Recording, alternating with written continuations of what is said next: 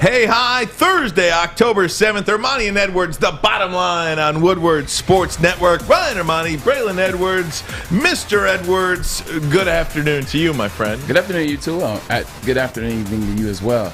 Hanging out with this guy, Maz, has got me really, really dialed and delved into baseball right now. And baseball is so fun, so amazing to watch. Last night's game was so good. I appreciate you, Maz, because you brought my love for baseball back, and it was a great game. Now you're tweeting at me, and I love it. Bring it on, baby. It's fun. Bring it on. It's good stuff. Tom Mazaway, good afternoon to you, sir. Good afternoon. I am disappointed in last night's game, but what a game. I didn't miss a pitch.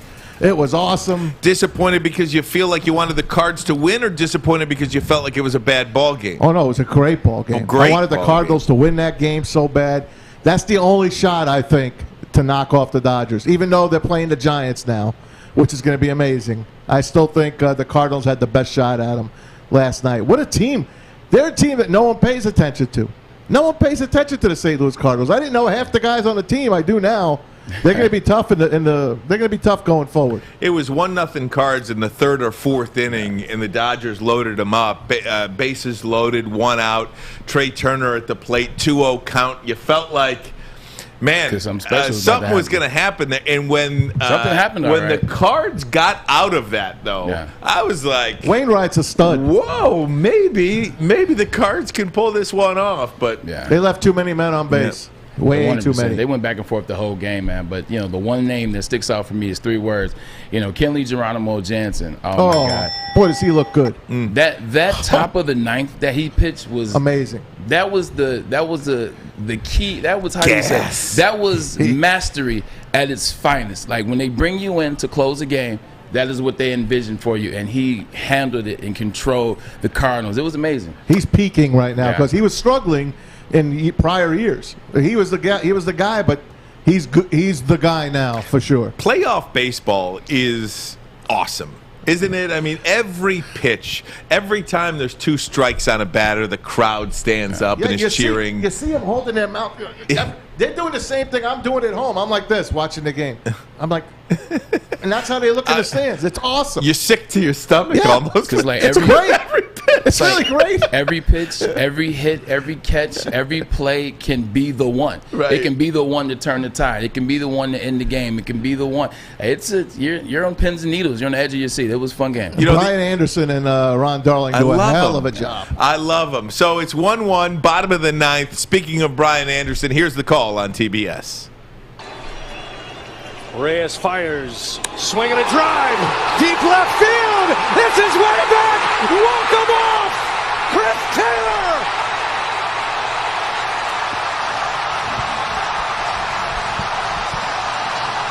Hey, Tiger fans, take a look at that guy running around the bases. I have a feeling you're going to be rooting for him next year. You think he's the guy? I think he is coming over to the Tigers. He plays three positions. He's a terrific hitter. Yeah, he wasn't in the starting lineup because he was slumping at the end of the year. I think this guy is a Tiger kind of guy. I just want to say, keep your eye on Chris Taylor. And did you see Reyes when he threw the pitch? He knew it right away. I never saw a pitcher know it that quick. Yeah. Just play the video again, Alex. You don't have to play the sound. Just watch him. He's throwing the ball. Yeah, we're going to get it up here. Watch this. There it is. Now look. He just walked. Yep. He didn't even hesitate. Sick for that guy. Yeah, two things about playoff baseball. One, no other sport do they celebrate after every series is over. Champagne. Obviously, it's a one-game elimination, the wild card, so they're gonna celebrate. But after every series, they celebrate. Man, no other sport does that. NFL is only one game. This one-game elimination. It's a great point. But they walk off the field. All right, cool. On to the semis, on to the it's a lot of games, buddy. Baseball, every series ending, the team is celebrating like nothing before. Right, it's 162 games to get to that game. And the Dodgers could have went home with 106 wins. You think about playoff baseball, and then obviously one of the things that comes to mind is how great playoff hockey is. Playoff football is one-game elimination, and it's NHL last year was amazing. Every possession in football, though, is like, you're on the edge of your seat if you're not standing up already. The only game that really doesn't have that, the only sport that really doesn't have that is playoff basketball, right? Yeah. Because you expect the better team, the higher seed to win. They do. Yeah. Most of the time, they do.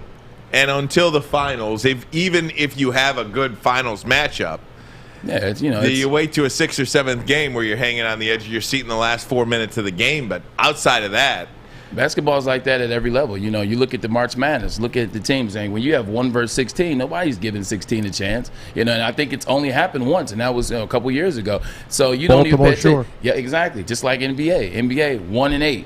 The exception of the We Believe team, the Warriors and Baron Davis, that went on to beat the number 1 seed. I want to say the Utah Jazz. Was it the Nuggets? It was the Nuggets. Was it Nuggets or Jazz? It was the Nuggets. It was the Nuggets. But they beat the Nuggets. Like, that doesn't happen often. So it's no emotion because it never really has to be. And the Dodgers have experienced lots of emotion. They have had 4 walk-offs in their history. Take a look at some of these good ones. Kirk Gibson, obviously, in 88. And then how about this of recently, 2017, 2018, and now 2021. Game 2, Justin Turner walked him off. Max Muncy, who was not in the lineup last night, he's dealing with some issues. Max Muncy in 2018, and then Chris Taylor.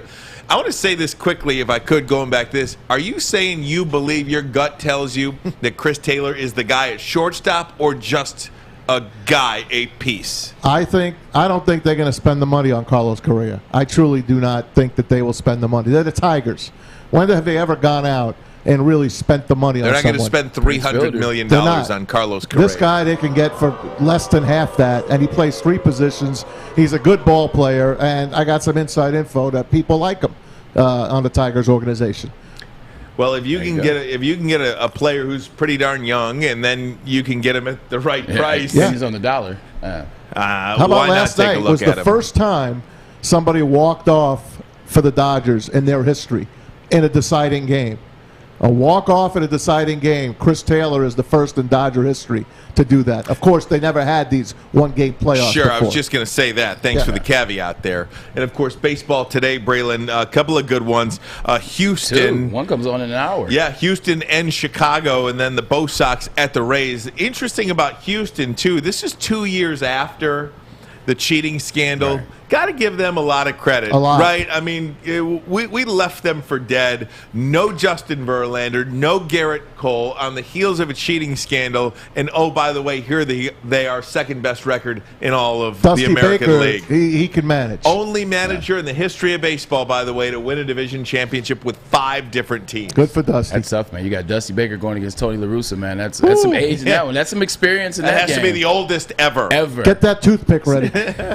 Not even close, though. But the Astros have made a great comeback, and it's kind of like what Penn State did. You saw what happened with Penn State when they had the scandal, and they had to deal with that, and that was very public, and it was very draining. They somehow James Franklin was able to be the right guy to come in, turn the program around, and they've done pretty well since. Same thing with the Astros, man. You get the right guy, he comes in, gets the right players, and it's a thing of the past now. It's kind of forgotten. Maz, I would be lying to you if I sat up here at this table and told you that I was following the Tampa Bay Rays all year long, other than looking at the standings and see that they won the night before, and to look at some of the screenshots of a 3/4 empty stadium at the Trop, if you will. Yep. How good are these guys? They're great, but they're not as great as they were last year. And you don't lose a guy like Blake Snell. You don't lose guys like that. But they got these young kids that come up, and you don't even hear of them. You don't even know them. They got. I want you to watch Wander Franco. He is going to be the best player in baseball, right up there with Shohei Ohtani when this is all said and done. Randy Arozarena, his second go-around, he cut the strikeouts down. They're a very good team, but you know what? The Red Sox, they got a shot here. They really do. So we'll check that out tonight, guys. And, of course, this weekend, the Lions go for win number 1 against the Minnesota Vikings, a team which they have not had very much success against. This is the series history between the Lions and the Vikings. Are you ready for this? Last 7, I believe. That's right. That is true. 78-39-2 are the Vikings in their history against the Detroit Lions. I'm going to repeat that again. Tough. 78-39-2. They were an expansion team, the Vikings, and they still have that. Yes. That's double. 39 makes 78. That's crazy. Braylon, that's crazy. In your life, have you heard of divisional dominance like the Minnesota Vikings have had over the Detroit Lions? No. I don't think minimum 100 games you've had anywhere near a series as one-sided as this one. Not at all. You know, we saw last week with the Chicago Bears and Detroit Lions that I want to say Chicago has 92 wins, the Lions are 76, and, you know, these are teams that have played each other a long time. Chicago's had a lot of very good teams over, you know, the decades, and they're 96 to 72. 39 to 70. It's disgusting. It's disgusting. I can't even believe it's 7 in a row, by the way. Yeah. They've beaten the Lions 7 in a row. Lions could have won one last year. They lost by 1 point. Vikings have put up 35 points against this team. Yeah. Like a half a dozen times in the last 10 spots. And based off what we've seen last week with Chicago and the Detroit Lions and what we've seen from Minnesota, you know, Minnesota was, you know, their overtime win. They lost in overtime to the Bengals, could have won that game. Their missed chip shot against the Cardinals, they could have won that game. They beat the Seahawks. And then, last week, the Super Bowl contending Browns, the best backfield in the NFL. Great defense. Baker Mayfield, great defense. They lost to them by 7. So this is a team that is a couple plays, inches away from being undefeated or being a really good team. Listen, so this is another loss. They're going to put 40 up. You think tomorrow, so? On Sunday. Yeah. All right, we are going to talk to Ron Johnson. He is an analyst for the Minnesota Vikings radio network, also a former Minnesota Golden Gophers wide receiver, also and always a native Detroiter. What up, Doe? We'll talk to Ron Johnson. We'll do that next. This is Armani and Edwards on a Thursday. Woodward Sports Network, the bottom line. Fellas, football season is here. It's time to make your grooming experience easy like Sunday morning. Get to Lady Jane's Haircuts for Men. Walk in, relax, watch your favorite team play, and before you know it, your hair will be game ready. Get to Lady Jane's, open 10 to 8, 7 days a week. Walk in anytime. It's wicked awesome. Make sure you download the Woodward Sports app in the App Store and the Google Play Store today. Take Woodward Sports with you wherever you go and listen live on your phone or mobile device. Hey everybody, it's Maz for our studio sponsor, MyBookie.ag. Winning season is rolling right here at MyBookie, the only sports book that offers online super contests. Earn points, rise up the standings, take home $10,000. Weeks 5 through 8, make 5 picks against the spread, and up you go. The Packers, Bucks, Titans. How about the Vikings and Ravens? Boom. There's 5 teams for you right then and there. Go to mybookie.ag right now. Use the promo code Woodward. For you first-timers, you double deposit right now. Put your deposit in, you get it back. Up to $1,000. That's your money to do what you want with it. Remember, mybookie.ag. Bet anything, anytime, anywhere at MyBookie. We call this a get-right game in the NFL, and if you're the Minnesota Vikings, you absolutely have to look at it like a get-right game in the National Football League. As you approach this one, how do you approach this? The Vikings very well could be a 4-0 football team. Very well could be 4-0 as they come into Detroit. This is a situation where on that side of the football, you have got to come in and be able to bury these guys, or at least that's the mindset you have to have if you're the Vikings. Braylon, talk to me about these, what we on the outside look at as gimme games. For the Vikings, I see this as a gimme game for them. Well, there's no such thing as a gimme game in the NFL, but what the closest thing to it is, if you're a good football team, then do what you have been doing. You know, look at the opponent as an opponent. Don't take it for granted that you're playing the Detroit Lions that haven't, you know, necessarily gotten it together yet this season. You got to go in here and do what's been working for you. You've been passing the ball with Kirk Cousins. The 3 games that Dalvin Cook has played in, you know, he's had some yards. He hasn't necessarily looked like himself of old, which is another nervous thing for the Detroit Lions, because Dalvin really hasn't even gotten it going yet. So you just come in, you got to play good football, because the Lions are in a situation where they don't have anything to lose. They're coming into games just trying to claw, scrap to get a win, and they're going to do everything possible. You know, look for some trick plays from Dan Campbell and his Detroit Lions team. If I'm the Vikings, I know that I'm a better team, and I just go in here, execute, I do what I'm supposed to do, and win the game. For the Lions, on the other hand, you got to find a way, man. Get some consistency. You've been turning the ball over. Try to run the ball. Like, just run the ball. Like, the Vikings defense is vulnerable in that front. They don't have the same D-line that they once had with Linval Joseph and Everson Griffin, a couple years ago. So run at them. That's the way you protect the ball. Run the ball with Jamal Williams and DeAndre Swift and go from there. All right, let's do it right now. He is a analyst for the Minnesota Vikings, former member of the University of Minnesota Golden Gophers, and a Detroit native, most importantly. Mr. Ron Johnson joins us on the program. How you doing, Ron? I'm good. How's it going? Can you hear me?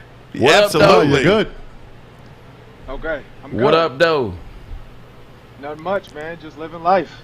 It's good. Big brother, man. This is the reason why I wore 3 my senior year in high school. When Ron went to Minnesota, he was wearing 3, so I said, well, I'm wearing 3 too. That's the way to do it. Hey, Ron, set me up for this one because we here in Detroit, I just called this game, and of course there's no such thing in the NFL, but I just called this game a gimme game for the Minnesota Vikings. Like, as we sit here looking at all the injuries for the Detroit Lions and just where they are as a franchise, I just don't see how they have any opportunity to beat the Vikings this week. What do the Vikings have to do to get right and to really just pound Detroit and move on to the next week? Yeah, I mean, well, for the most part, for the Vikings, is they can't let the Lions dictate what's going on. And so you look at Evan Brown, I think.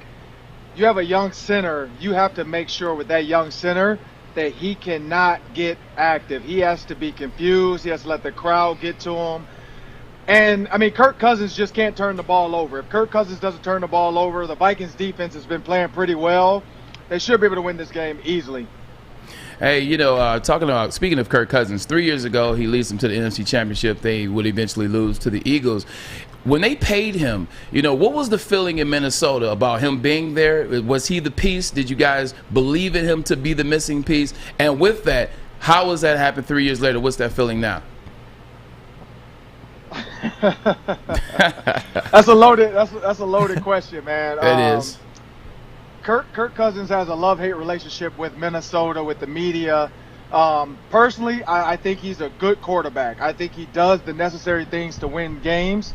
Kirk Cousins' biggest flaw is that he struggles to take risks. Like, he doesn't throw into double coverage. He doesn't like to throw into tight windows. And I think that's going to always kind of hold Kirk Cousins back.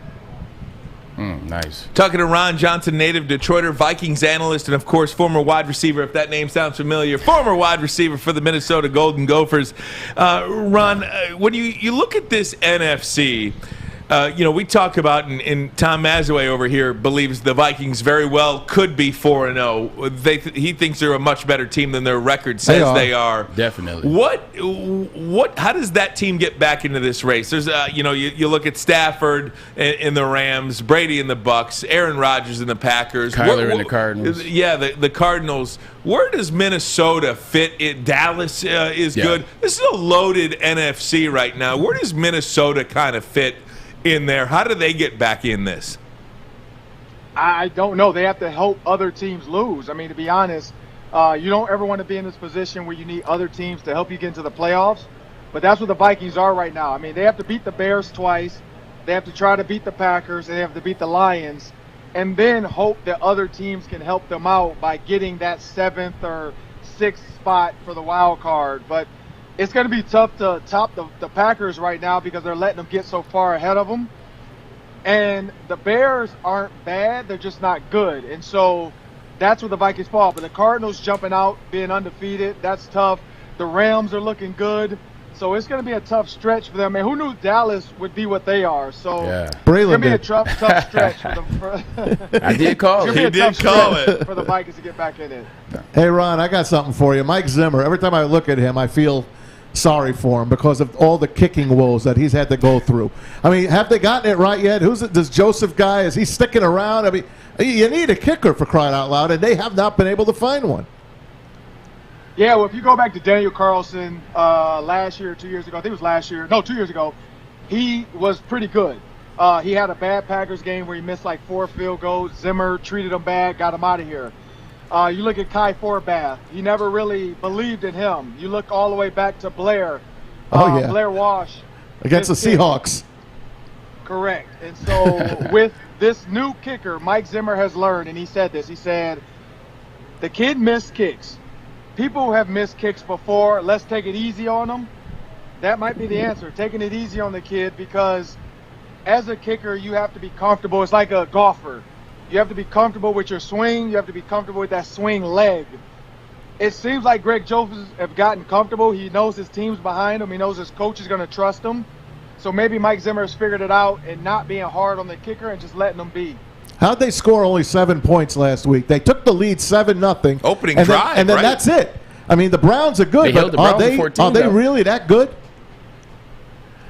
The Browns are good. I mean, Myles Garrett is really good. I think Rashad Hill playing left tackle is not the answer right now. He struggled to stand up. He struggled to stay upright. The problem with the Vikings offense, I think it got a little stagnant. There was not a lot of motion and shifting. It was kind of come up to the line of scrimmage. We know we can beat them, and it didn't happen. Stefanski knows Kirk Cousins. He was with Kirk Cousins the whole time. And when you know a quarterback, you know where the bones are buried. You know what he's scared of. And he did the things pre-snap, I think, to kind of make Kirk Cousins second-guess everything. Talking to my big brother Ron Johnson, Detroit King. I see the helmet in the background, big guy. That's awesome. Hey, let's looking at that Minnesota in the background, the Golden Gophers. Let's transition for a second. Talk to me about and also you do the PJ Flex show. Talk to me about the Minnesota Golden Gophers right now, because what I see from them, they just look a little inconsistent. You see the start against Ohio State, and they look really good at parts in that game, and had a chance to win early in that fourth quarter. And then you see the loss 2 weeks ago to Bowling Green. Just talk to me about the roller coaster ride that is the 2021 season for the Golden Gophers. Yeah, so Mike Sanford Jr. being the new offensive coordinator, he's had the luxury in the past of Rashad Bateman. And then you go before that, Kirk Shiraka, he had Tyler Johnson, Rashad Bateman, running backs. Now with Mo Ibrahim going out, Trey Potts is now hurt. He's having to manufacture offensive production, and I don't know if he can do it. The Bowling Green game, the thought was it's an easy win, let's not do too much. But the problem is the minute that it doesn't go your way, you have to open the playbook up, and they didn't do it, and that's why they lost. Purdue looks like they got it figured out a little bit, but they have to open up the playbook. They have to let Tanner Morgan be what Tanner Morgan was for the past 2 years. You can't make him one-dimensional. You can't force him into third longs because you're running the ball on first and second down. And they did. They went vertical against Purdue. Michael Brown-Stevens, John Legend's nephew, had a great game. But they're going to have to do more of that. Sticking with the Big Ten, what do you make of the Big Ten right now? You have Iowa and Penn State playing this Saturday, both undefeated, ranked 4 and 5. You have Michigan and Michigan State, both undefeated, and you have Ohio State's offense is pretty good, and they're 5 and 1, I believe. What do you think about the Big Ten? Who do you think is the best team, and who do you think might win the Big Ten? Take it off. It's tough. I'm always going to lean towards Ohio State because I feel like they have that it factor at the end of the season. Right. C.J. Stroud, being a young quarterback, hasn't got much time. He had to figure it out early. Oregon, throw that out the door. But if you look at Penn State and Iowa, it's intriguing because the winner of that game this weekend is going to be in the college football playoff. And so that's going to be the key for one of these two teams. I think two teams can get in. I think Ohio State being a one-loss team and either Iowa or Penn State being a one-loss team, the committee is probably going to try to get Ohio State in there at number 4. So that's kind of my take. It's the winner of these two, and then I always go back to Ohio State. I think they're good. Ron, it's funny you say that. I knew you were about to say that. Because I think this is one of those interesting years in college football that will highlight why there needs to be an expansion in the playoffs. Because I think Alabama and Georgia are an automatic 1 and 2 in there, however that plays out. And then, as you just mentioned, I don't know how you keep there's 5 Big Ten teams in the top 11 right now. You try to go through that gauntlet. So if there's 2 in the SEC and 2 in the Big Ten, where does that leave an unbeaten Cincinnati team? Not to mention Iowa doesn't play anybody after this Penn State game. They don't play anybody. Where does that leave in Oklahoma? Probably going to have 1 loss because they luck themselves into at least 1 loss every year. I mean, isn't this going to be a season that highlights the need for an expanded playoff? Yeah, 100%. I've been saying that for the longest, that they have to have 8 to 12 teams in this playoff because every year we're getting the Cincinnati stories, the Boise State, even back to them. You got to give those guys a chance to play Alabama and just see what happens. Maybe they beat them, maybe they don't, but at least there's no question marks. Hey, our guys here kind of think Michigan has a chance to go unbeaten this time and have a chance to beat Ohio State. What do you think of the Wolverines 5 weeks in? So the Wolverines with Ronnie Bell, I would say yes. without Ronnie Bell, I think teams like Ohio State, they have good cornerbacks. They're going to get tested. And I don't know if Harbaugh, for some reason, he hasn't gotten over the hump. Like it's always like he's right there and then something happens. I think as a Michigan kid, I'm just waiting for the other shoe to drop. How about the other side of Michigan, Michigan State? They're looking good. Mel Tucker's done a hell of a job. He came in, used that transfer portal to perfection. He's got them competing. What do you think their record is at the end of the year? Yeah, I think Michigan State's going to falter, but I did pick them to beat Miami, so I was glad that happened. Again, Mel Tucker is the reason why I agree with hiring coaches that fit the demographic of the area. Mel Tucker's doing a great job of getting recruits in the door. He's doing a great job of getting along with these kids. Yes, Michigan State already had something built before, but I think he's doing a good job of turning it back around and getting these guys in there. I think they're going to lose 2 games, though. Okay. Before we let you go, Ron, I'm going to ask you one question. This has nothing to do with football now. It says when we played. Okay. What do you miss most about playing football? I asked Spice the same thing, and he had the same answer I had. What do you miss most about football? It could be any level, NFL or NCAA. Why didn't you ask me that? Shut up, boy. Did you hush? You shut up. Sorry, Ron. Yeah, what do you miss about it? Man, I'm telling you, Ron, misses. you should have seen me. I never came out of the game at Grosse Pointe South High School. 4 years varsity. Would you stop embarrassing us? Stop embarrassing us, man. This is a professional situation. He had a single bar face mask. Yeah, they're looking like Ray Finkel. Yeah, I mean, for me, I would say I miss the locker room friendships, the conversations, the jokes. But I definitely miss strapping on a helmet every Saturday, Sunday, going out there because it's just mentally getting into it. I don't miss training camp though. I don't. I don't miss that grind of 2-a-days and all that stuff. But I do miss the friendships because it's just a different bond on a football team in a locker room, regardless of what's going on in the world, regardless of who the president is.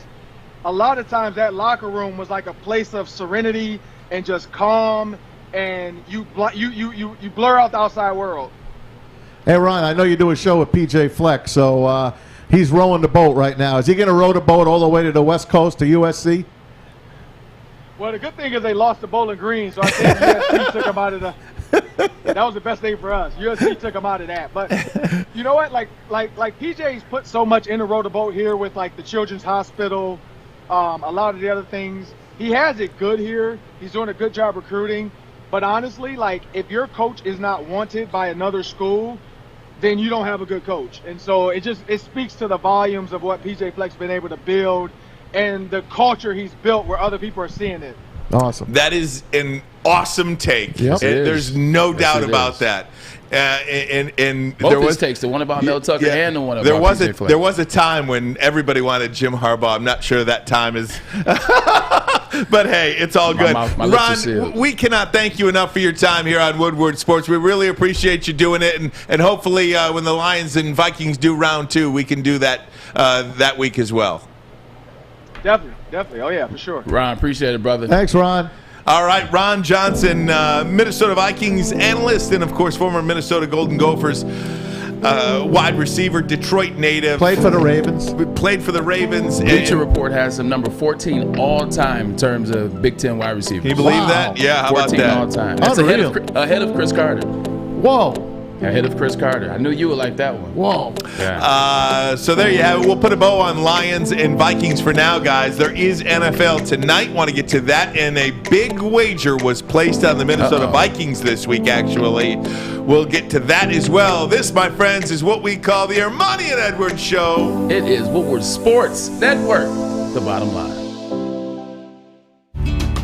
Tony is a third-generation logger that has a simple, practical approach to life and work. That's why his Coast DX342 knife is perfect for him. The stainless steel blade is rust-resistant and made for all-weather use.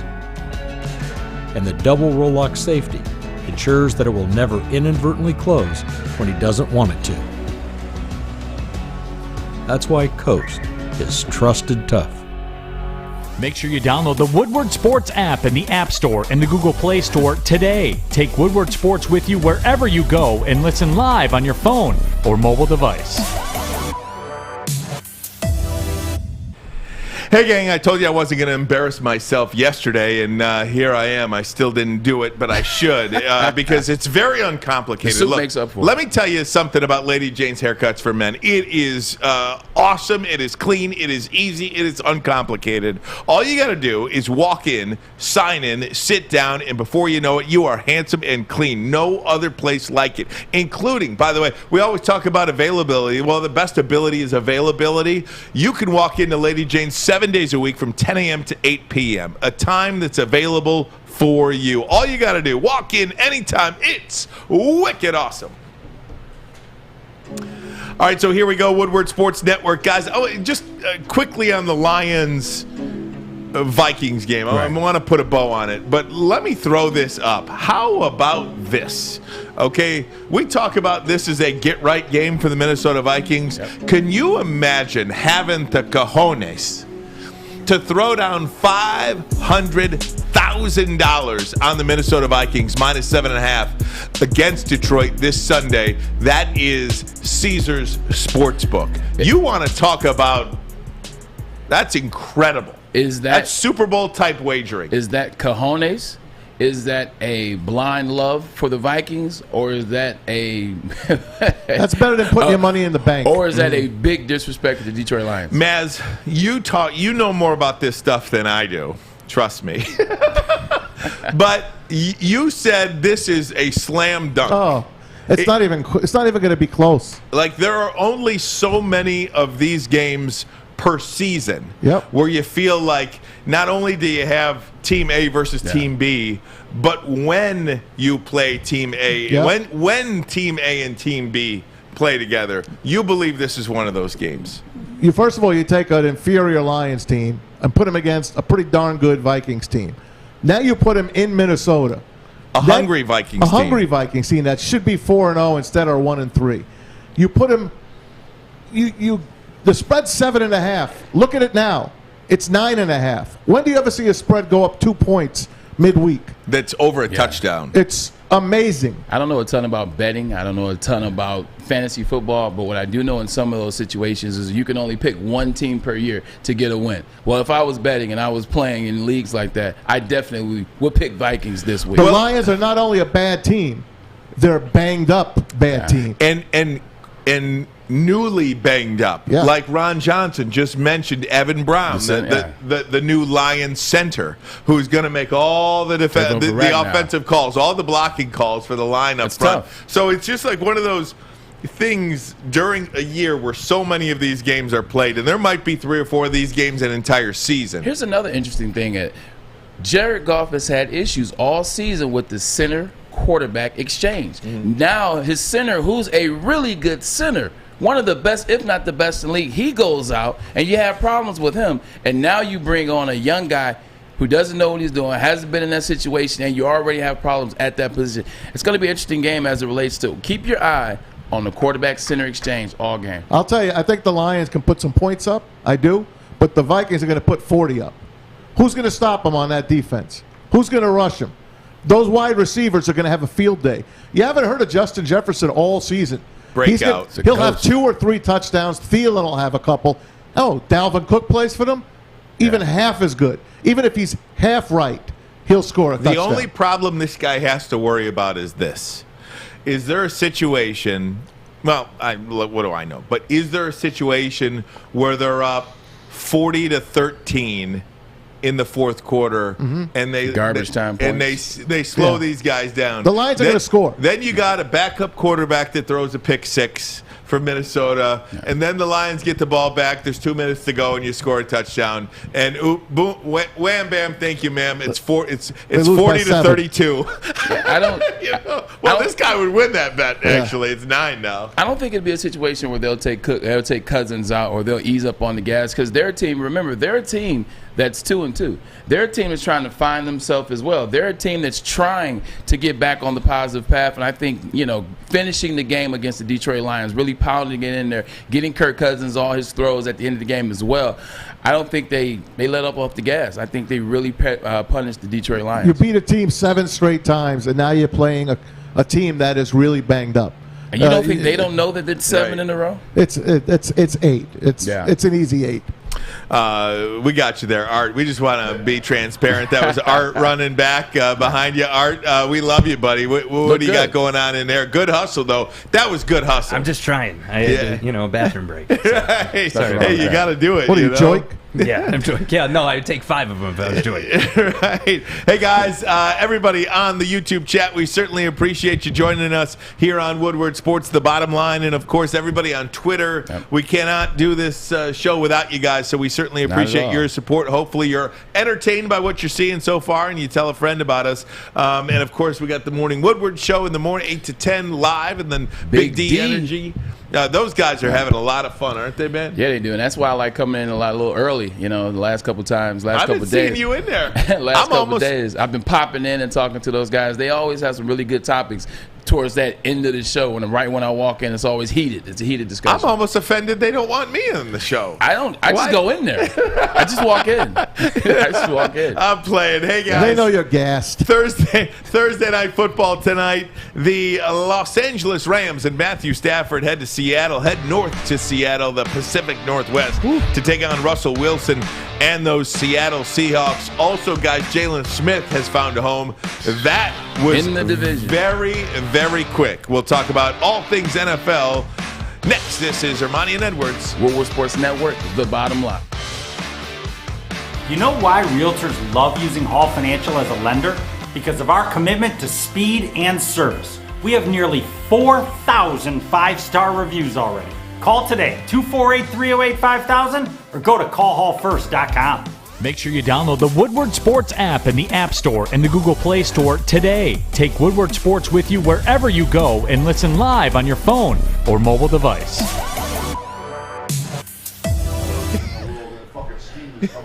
Papa Romano's has a new pizza that is pleased to meet you. I know it sounds corny, but guess what? The pizza isn't. Hey, that's the Meatza Pizza by Papa Romano's. Pepperoni, ham, Italian sausage, ground beef, bacon, and topped with a blend of cheeses. That is always my favorite part. Large Meatza Pizza, $16.99. Order now on paparomanos.com. Opa. How great is that? You say that to the delivery guy too when he shows up? I do. I said everybody that is a part of Papa Romano's, they get an Oprah. They get an Oprah. He gets Papa Romano's delivered. He goes, Opa, here's a 20. Oh, no. Here's an autographed picture. Yeah, you probably make more money with that these days. All right, guys, Thursday Night Football tonight. It's the Los Angeles Rams. Big one. This NFC West is awesome, man. It's loaded, man. And you got Stafford coming off a loss last week to the Arizona Cardinals. Let me tell you something. This is a big game in that division because you lose this one, and you're 2 back now of the Arizona Cardinals after just a month of the season. That's a pretty big deal. Yeah, that's tough. It's being in when I was in the NFL, you get in those situations where you get 2 behind. Like now you're scraping and you're clawing like the rest of the season. The rest of the season you're trying to get back, and it's tough. It's tough to make those divisional games up. This is going to be interesting. For it seems that Russell Wilson has had Matt Stafford's card over the past 3. They've played 4 times. Matt Stafford is 1-3 to Russell Wilson.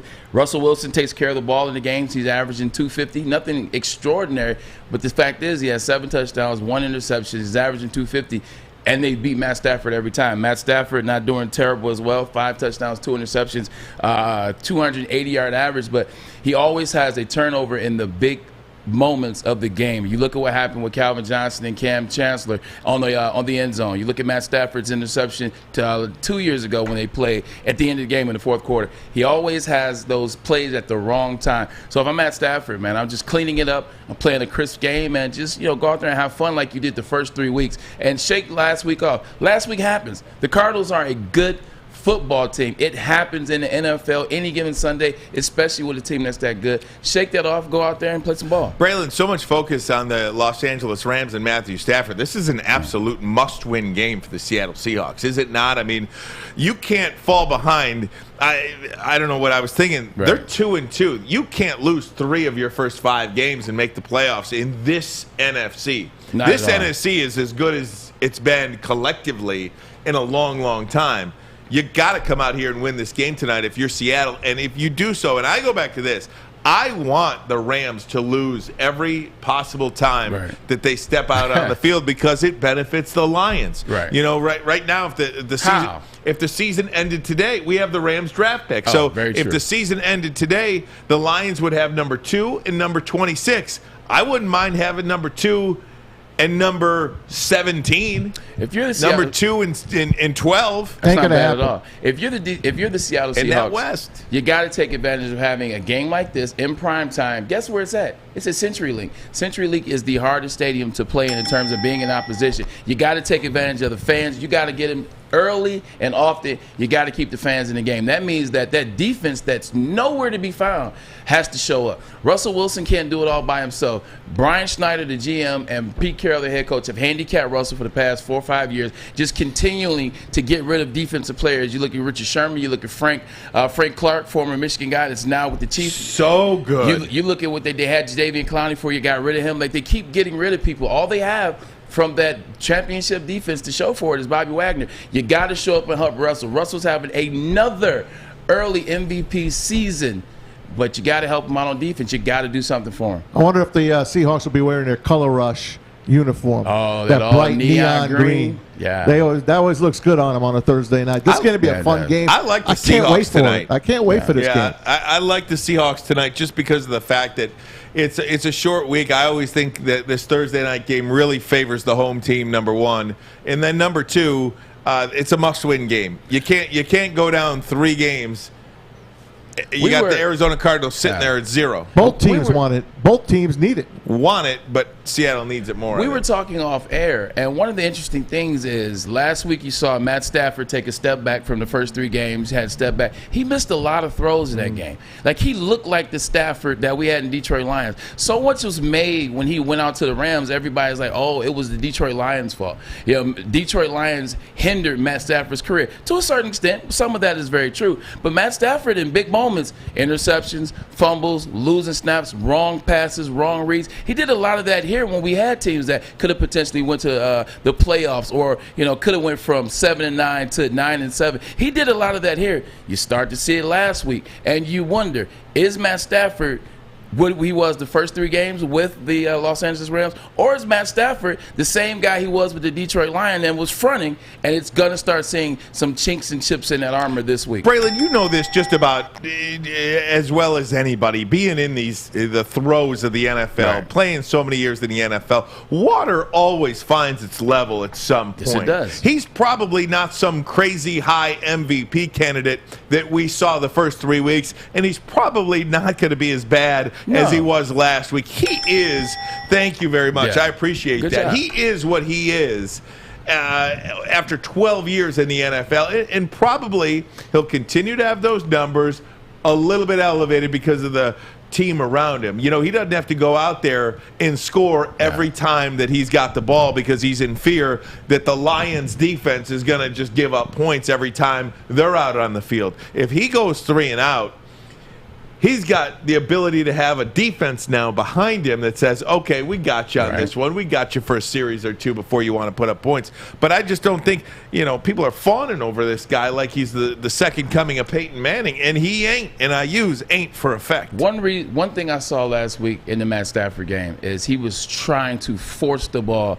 to Cooper Kupp. He just kept trying to force the ball into Cooper Kupp. Like, that's become his guy. That's the connection that he has, and rightfully so. Cooper Kupp's a really good wide receiver, but you can't force the ball. Like, if I'm McVay, you got to get back to the running game a little bit. You got to get Henderson involved in the running game. That will help Matt Stafford. That will ease the stress. He won't have to look for Deshaun Jackson on bombs every play. He won't try to look, the in and out zigzag route by Cooper Kupp where he's stopping and jerking on the defense. You won't have to do that all the time. Help Matt Stafford with the run. Henderson can help Matt Stafford. Just make it easier for him. I think make it easier for Stafford. You give yourself a better chance at CenturyLink against Russell Wilson. And that's really been a knock on him, Maz, right? I mean, we've been saying the guy's got to have everything perfect around him.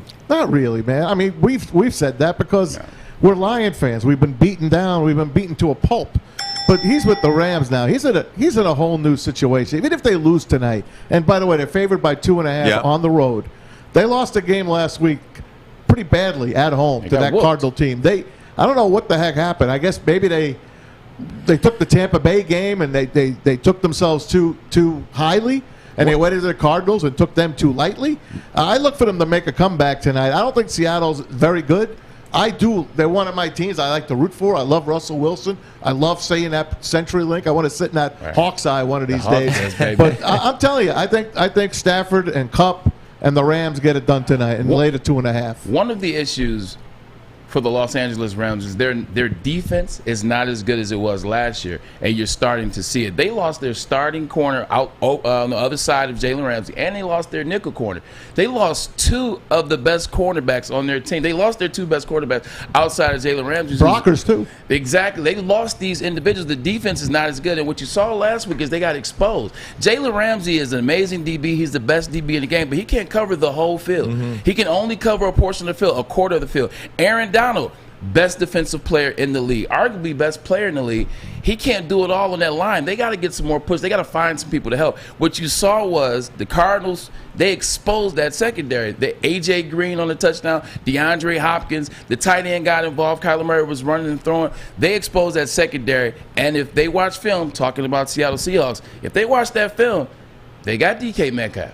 They have Tyler Lockett, who's really good this year. I'm telling you, they can expose them. This might not just be a one-game deal. It could be, oh, shoot, maybe their defense is as good as we thought it was because of the players they lost in the offseason. I'm just very thankful we don't have to watch the NFC East play a game tonight on Thursday Night Football. I'm sorry, it's man. Coming. I mean, it's Sunday night, I believe. I mean, it's just every week you get. You don't want to watch the Cowboys? I like watching the Cowboys. You don't want to watch Daniel Jones throw for 400 yards with the Giants? I don't ever. You don't want to see Chase chasing people around with the Reds? I don't need to see the Giants on television anymore. Giants are a much better team than people give them credit for this year. They went down and beat a good Saints defense. They beat them in New Orleans. You look at the game against the Washington football team, that they almost won that game. They should have won it. They should have won that game. And then they had a botched kick or something in the very first game of the season. This is a better. I'm not blowing smoke. Okay. I'm not putting them in the playoffs. I'm just saying they're a better football team. NFC East is making a renaissance. In another 2 years, you're going to be talking about them again. Good. I hope so. Good. You? Good. You? Kifak. Very good. There's an NBA story going on, but I do quickly. Give me a minute. Give me a thought on Jalen Smith real quick. At the end of the day, when you have a franchise that has a winning atmosphere, it is very appealing. You got a guy that's leaving Dallas, who's a team that could potentially go to the Super Bowl this year. You don't want to leave and come to Detroit. You don't want to leave and go backwards. You want to leave and go somewhere where they can win, and the Green Bay Packers want to win. They got Jalen. I think it's a heck of a pickup. I wanted him bad for the Detroit Lions. This is a great pickup for Green Bay. 1-year deal to the Packers, Jalen. Some teams just get it, and some teams just don't get it. Period. Armani and Edwards, big story in the NBA. We'll do it next. Woodward Sports Network, the bottom line. Okay, you thirsty little spin goblins. I want you to pedal into the next dimension. Spin it! Spin! Spin! Uh-oh! Carmen's falling behind. Let's give her the hiss of shame. Spin! Spin! Spin till you bleed! Don't ride the bike of shame. Come to Planet Fitness and find your own lane with tons of equipment, free fitness training, and no hissing. Join today for just $10 a month. Hey everybody, start a new career in an industry that's always essential, the heating and cooling industry. Learn more today by visiting northwesterntech.edu. It's funny, I was just looking on Twitter, and Dan Orlovsky, who we had on yesterday, went on First Take today. Yeah, he did. And essentially, did that topic, what we asked him, Maz's question was, what should the Lions do with Calvin Johnson? You're welcome, by the way, ESPN. You're welcome. Yeah, and he said, pay the man plus some, and kind of went on there and tweeted, I love you, Lions, but you have to make this right with Calvin Johnson. So this, again, becoming a national And he headline. wants an apology, and they should apologize. Yeah. They're an embarrassment. I mean, really. Come on, man. Yeah, I think what we did when we got Dan Orlovsky on here, Dan's a former Detroit Lion guy. He's a homer. He endeared himself to the fans. I think what we did is we brought something up to him, and I think he was able to sit there and think about it. And after thinking about it, I think he was very pissed. Yep. He said, "You know what? Calvin should get the money back. He should get the apology." And now it's a big thing when you got guys that are really good at their job and arguably the best, lobbying for you on ESPN and on other outlets.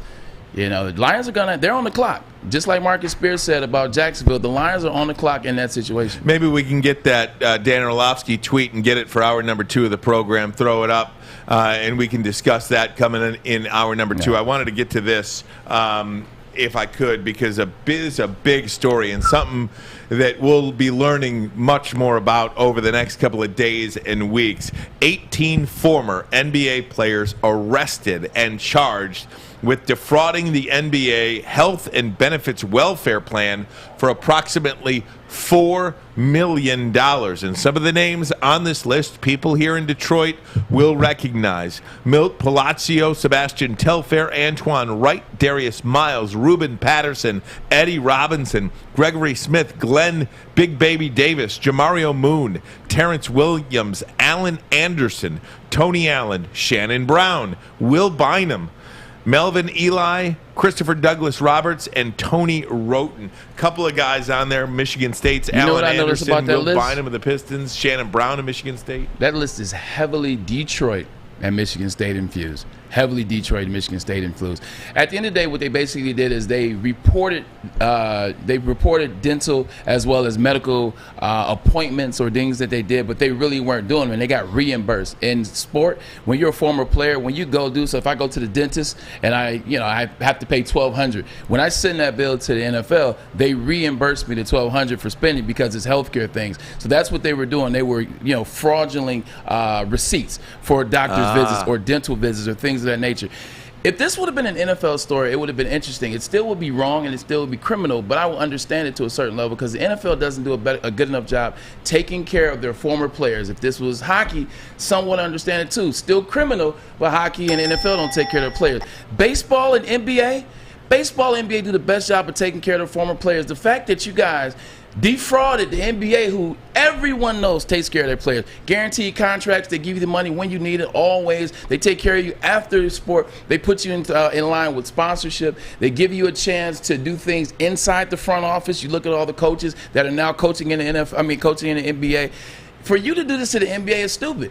You got 18 people, including one wife, by the way, Tony Allen, former defensive stopper. Memphis Grizzlies, yes, right? Defensive stopper. His wife and he are on this list as well. You guys did all that. Split that 18 ways. That's $222,000. Is $222,000 worth Fed time?